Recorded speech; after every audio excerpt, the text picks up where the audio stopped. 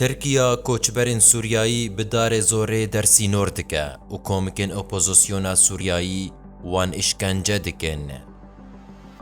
Ji çaxa ku Serokkomarê Tirkiyeyê Erdogan biryara vegerandina koçberên Sûriyayî daye, pêla nijadperestiyê li dijî wan li hundirê Tirkiyeyê bilind bûye. Lewra koçber rastî pir bûyerên kuştin, birîndarî û îşkenceyê hatine.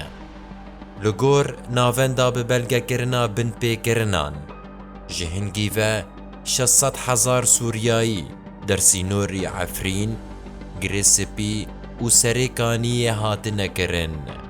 Lêbelê raporên mafnasî piştrast dikin ku vegerandina van kesan bi qesta guhartina demografîk li dijî gelê Kurd e, çimkî neşêniyên resenin. Tevî vê yekê jî peyayên Tirkiyaya dagirker wan digirin, îşkence dikin û bacan li wan disepînin. Heman navend dide diyarkirin ku ji serê tebaxê û heta dawiya çiriya pêşîn 39 kes bi destê komikên opozisyonê hatin girtin û ji bo berdana wan pere ji malbatên wan standin. Ji sedî not ji van bûyeran li Efrînê rû didin.